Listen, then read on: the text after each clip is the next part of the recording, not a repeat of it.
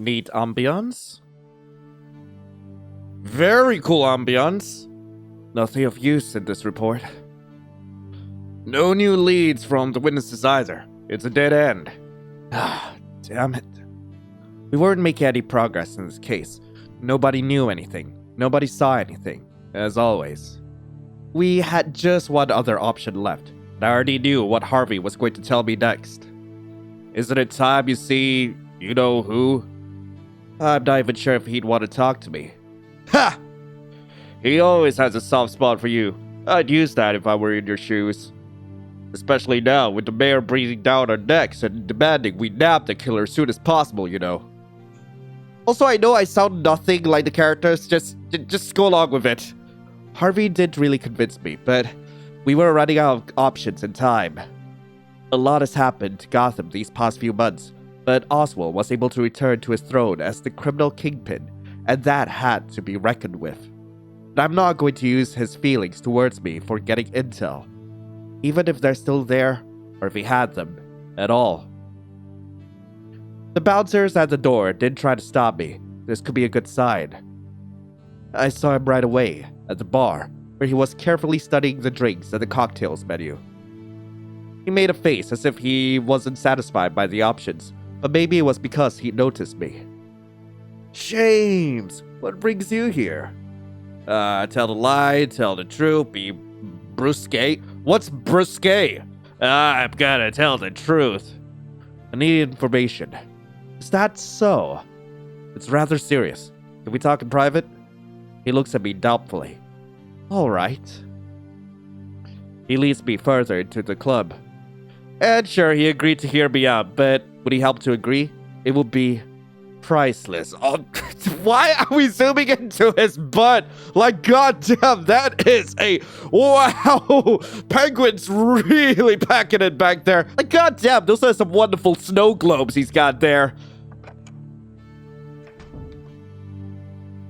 Well, let's talk. I'm bringing him up to speed on the case. He listens so keenly, never taking his eyes off of me. No one else looks at me that way. Huh. True. I've heard something about this, but it would take time to get all the details. And I'm not sure that's worthwhile for me to spend it that way. What do you want in return? You're always so straightforward, Jim. No taste for the niceties. It's a waste of time. You only need foreplay in bed? He blushes, clearly at a loss for words. James, I'm used to ignoring such remarks from more disreputable types, but hearing this from you is too exciting. Do you want this? I spend too much time with Harvey. I'm not gonna bring up Harvey. So it will be really funny. It will be really funny. There's no quick save. Hey! I spent way too much time with Harvey. Oh, say no more. The good Detective Bullock is quite capable of bringing anyone down to his level. Even you. I'm afraid, if I had to deal with Detective Bullock for some length of time, it would have ended in someone's death. A pity. I was just thinking of inviting you both to go fishing. Just imagine, lake, deep in the woods, no one else around. We spent at least 3 days there, you know. Better make it a whole week. Jim? Not tempting? He laughs. Oh no, not at all. I wonder, if I told him it would be just the two of us, would he have agreed then? And what would have come out of it? I cannot even begin to imagine Oswald in the outdoors. How he would look without the backdrop of his fancy clubs, expensive cars, without his tailored suits. But that is quite easy to imagine, on the other hand. You look a little flushed, Jim. Do you feel alright? Yeah, I'm fine, not really. I'm gonna say not really. Oswald comes up to me and touches my forehead lightly. He looks worried. His fingers are so cool and gentle. You must be working too much, as always. Rest here for a bit while I make some calls. Well, I'm just gonna say thank you. You're too kind. Don't be silly. Come, lie down here. He urges for me to settle on the couch, and then sits near me, bringing his hands to my forehead again. He thins his lips. I bet he doesn't enjoy this. And I, on the other hand, am basking in his attention and care. But it's like I'm taking advantage of his feelings, after all. I thought you weren't happy when I dropped by. It's nothing but a bad mood. And sometimes it seems like you only call on me here when you need something. Don't think I'm fooling myself thinking that there's anything more between us but a mutually beneficial cooperation, but... He falls silent and looks to the side. Then he smiles, with just a touch of sadness. Even so, I can't help worrying about you. I touch him! I touch him! I cover his hand with mine. He starts, so much like a little bird, before relaxing again. Feelings overwhelm me, and I have absolutely no idea what to say. Oswald turns his hand palm up and squeezes my hand softly. A tender smile graces his lips. Rest now, Jim. He stands up and exits the office. It's so strange, but I'm completely at ease here, in the Mafia stronghold, even when Oswald is not by my side. But when he is, I feel at home. I don't know how y'all feel about the fact that we're basically going through Batman Yowie right now, but this is great. I kinda love this. Holy frick. Time passes. Did he leave for the milk? Oswald enters the office again. Well, he's back. I'm sorry. Took me a while. He hands me a folded piece of paper. You better check this address out. And Jim, be careful. His words fill me with warmth. I want to touch him again, but I hold back. I will. I nod to him and leave the club. The work awaits us. The patrolman confirmed that there were sightings of the man fitting the suspect's description at the address Oswald provided. I staked the place out with Harvey. It took some time, but in the end, we did manage to nab the murderer. So now he was safely locked in a guarded cell, and Harvey and I had reports to write. I ended up doing most of the writing while he was more in the mood to talk, about Oswald no less. This snitch of yours sure is something. What a know-it-all. By the way, what did this intel cost you? Nothing at all. Really? Yeah, he just gave it to me and didn't ask for anything in return. Told you. It was sweet on you. Took one look of your baby blues and there, job done. You're talking nonsense. Well, why else would he do that? That's what I'm talking about. So, grab the chance and show him how grateful you are. Can you imagine how a crime-solving rate would soar with him thinking he has a chance on you? Harvey, that's low. It's Gotham. We use what we must. Even my ass? I don't have a counter-argument for that, and it will be stupid to deny the practicality of this idea. But I can't do that, no, Harvey's right. Blah, blah, blah, blah, blah, blah. I don't know what it means. I can't do... Okay, I can't do that. Does that mean that I can't do that because I love him? Or I can't do that because, like, well, that's not something I want to do. Which is it? I don't know. I'm going to resign myself to the fates. Oswald is always so sincere with me. What kind of person would I be if I used his affection for my own gain? Certainly not a person who would deserve his respect, and it's important for me not to lose it. And here we are, with him having done us a priceless favor, and asking for nothing back. The least I could do was thank him. I drive to Oswald's mansion, hoping to find him there. The guards let me through without question. The mansion seems so dark and quiet, and then Oswald comes out to greet me. Jim? He's surprised to see me. I didn't expect to see you so soon. I want to tell you that we caught him. We won't kill anyone. He won't kill anyone anymore. It's all because of you. Thank you. He smiles bashfully. Ha! I was just doing my civil duty. We both know that you didn't have to. He blushes and seems to get even more flustered.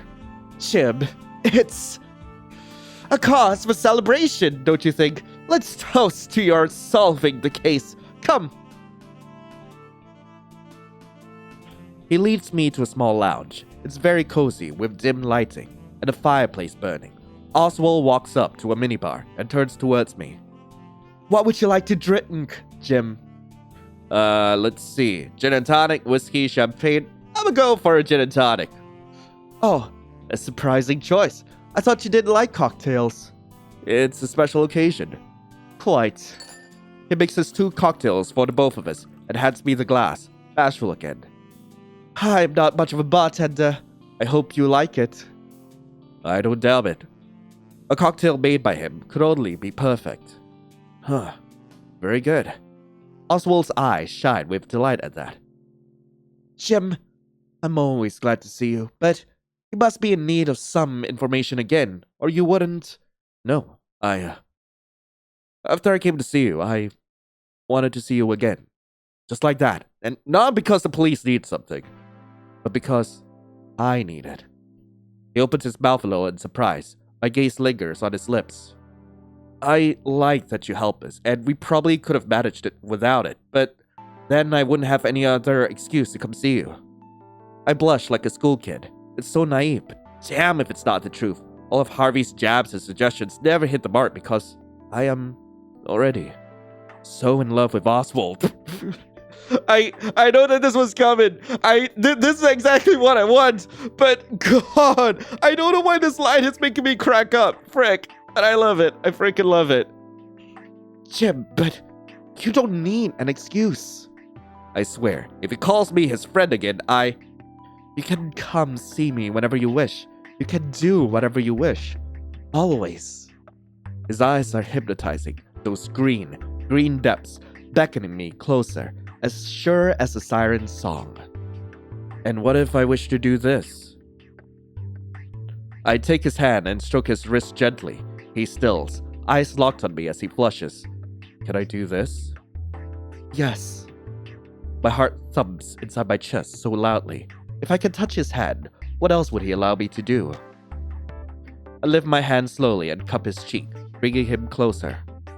This moment between us seems so fragile, as if it could be shattered by a rough touch or a loud sound, so I almost whisper, leaning closer to his lips. And this? Yes. Ah! He breathes out this short word and surges towards me. I kiss him, caressing his lips slowly, unable to get enough of his touch. My head is spinning. My heart is beating like crazy. He could always drive me mad with only a glance or a gesture, and now he's answering me, and I want more. I will slip my tongue into Oswald's mouth. I press my lips firmer to his, tease them with my tongue. Oswald trembles and leans into me. The moment his mouth parts for me, I slip my tongue inside. He's so hot, so impossibly sweet, and I don't want to part from him, ever. Oswald responds to my kiss with equal fervor, demanding, greedy. He buries his hands into my hair, not letting me go, as if I could want to. I press him closer to me instead. He moans into my mouth with no reservation, and it's the most beautiful sound I've ever heard. There's not enough air. We have to break apart. But even like this, I continue to press my lips to his over and over again, making up for all those times I could have been kissing Oswald. Jim. He slips his hand under my suit jacket and pushes it off my shoulder. My skin is ablaze where his fingers brush it over the collar of my shirt. I put my lips over his neck, over that sweet spot under his ear, and smirk when he inhales shakily at this touch. We both are so helplessly out of breath. We make our way upstairs, leaving pieces of clothing scattered behind us. My tie was left somewhere on the stairs. Oswald's waistcoat was dropped on the floor just as we made it to the bedroom. Oswald draws me to the bed, and we fall on it together, still kissing madly. My skin is flushed from his touch, his kisses, from his proximity alone. I never imagined my dreams could come true like this, and reality is infinitely better. We're lying on the bed, trying to get our breathing under control. My fingers are intertwined with Oswald's, and I press a quick kiss on his shoulder, smiling. My whole body is languid with the afterglow, and seeing how Oswald luxuriates, pressing to me, I bet he feels the same.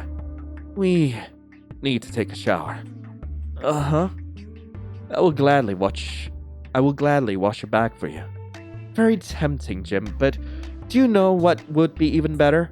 Huh? If you agree to spend the night. The way he says it makes my heart skip a beat. His tone is so light, as if it's not important to him, but his voice catches minutely, and he squeezes my hand a little harder. It means a lot more to him than he's trying to show, and I can't fail to respond to that. I gently turn his face towards me and kiss him, slowly, tenderly. trying to pour everything that Oswald means to me into that kiss. I'll stay with you for as long as you want. I love you, Oswald. Jim. His arms wrap around my neck. His lips kiss me all over, smiling so happily. I love you too, Jim. Ah, what the hell? I love that. Anyway, that was the truth of Favours. I really hope you guys enjoyed it. If you guys do want to play this for yourselves, link to the game will be in the description below. So, I forgot that I actually downloaded this like ages ago, and I'm kind of glad I picked this up. So yeah, for Christmas, y'all get Batman Yaoi, because why not? Anyway, thank you all so much for watching. Hope you all have a lovely rest of the day, and as always, I'll be seeing you in the next video. This is Lion, signing off. Ciao.